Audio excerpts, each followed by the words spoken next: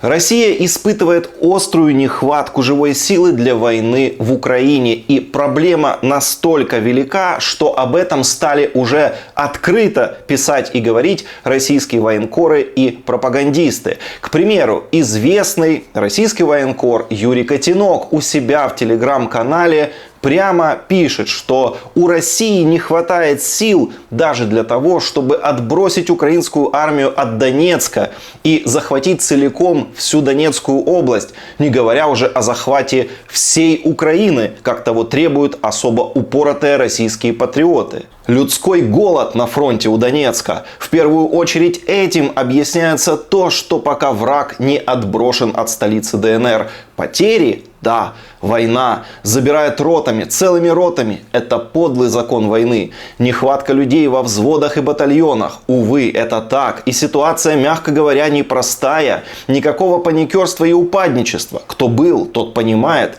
Просто бывает, что неким идти вперед. Поредевшие роты атакуют, но банально не хватает пехоты. И враг имеет возможность не просто снова поднять голову, но и огрызаться, и контратаковать. Так что никогда не спешите заранее объявлять о флагах на башнях. Хотя бы потому, чтобы не молчать потом. Есть у нас в Донбассе все: спецназы, телохранители, министры и их замы, спикеры, военкоры и волонтеры. А пехота редеет так, что иногда становится тихо там, где еще неделю назад стоял строй немолодых мужчин в пикселе. К сожалению, оркестра, имеется в виду здесь наемники из ЧВК «Вагнер», на все не хватает. К огромному сожалению, написал Юрий Котенок.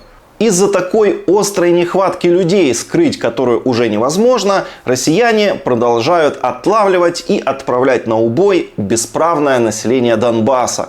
Эти люди не являются жителями России, соответственно, их никому не жалко, их никто не считает, их просто ловят на улицах, знаете, просто как зверей. Хватают, вручают им винтовки Мосина, с которыми воевали еще их деды, и отправляют на фронт в самое пекло. Сейчас началась очередная волна так называемой мобилизации. И вот в эту волну хватают вообще всех, в том числе даже тех, у кого раньше была бронь. Это такое разрешение, такой документ, который позволяет человеку избежать мобилизации. Документ о том, что он не подлежит мобилизации. Выдавался там различным водителям, сотрудникам заводов, шахт, которые нужны, чтобы поддерживать работу предприятий. Но сейчас уже гребут даже их. По улицам Луганска ходят патрули, они хватают буквально вообще всех. Местные жители в социальных сетях пишут о том, что творится полнейший беспредел. Такая ситуация, кстати, именно в Луганске. В Донецке почему-то вот не так это все активно. А в Луганске вот все это приобрело такую совершенно хищническую форму, когда происходит буквально охота на людей. Из-за этого Луганск вымер, на улицах просто никого нет, точнее нет мужчин, есть редкие прохожие, и это, как правило, женщины. И вот даже жители Луганска снимают вот такие видео и показывают, что там сейчас происходит. Луганск, люди повымирали, мужиков вообще нет. Одно бабье, девчули, бабули, женщины.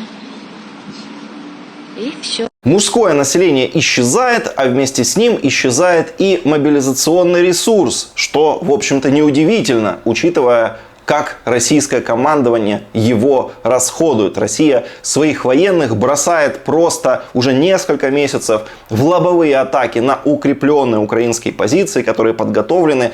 И, естественно, в таких случаях потери атакующей стороны зашкаливают. Это не какая-то особая уникальная ситуация для нашей войны. Это, в общем-то, ситуация, которая повторялась уже много раз в истории человечества. Раньше, конечно, россияне это все отрицали, российское командование не признавало, что все так плохо. Но теперь уже даже вот эта информационная обслуга Кремля признает, что потери очень большие, потому что надо же как-то им объяснять, почему Россия больше не может наступать. Наступление застопорилось, и они понемногу начинают это признавать. По данным Reuters, Россия уже потеряла в Украине от 70 до 80 тысяч человек. Причем эту информацию, как видите, публикуют даже некоторые российские СМИ, лояльные Кремлю. Например, Газета.ру.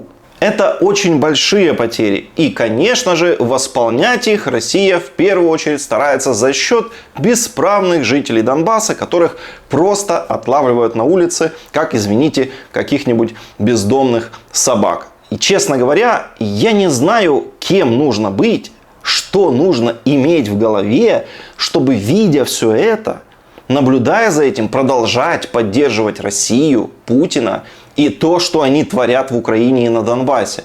Это за гранью моего понимания. Вот люди, которые это поддерживают, это люди, которые уже утратили просто человеческий облик. И понять их просто невозможно. Это что-то уже из области мистического, наверное. У меня больше нет комментариев по этому поводу. Единственное, что я попрошу, распространяйте вот эту информацию об этой хищнической мобилизации, об этих незаконных похищениях людей, потому что происходит просто настоящий геноцид населения Донбасса, и об этом надо говорить. И подписывайтесь на канал, потому что здесь мы следим за ситуацией.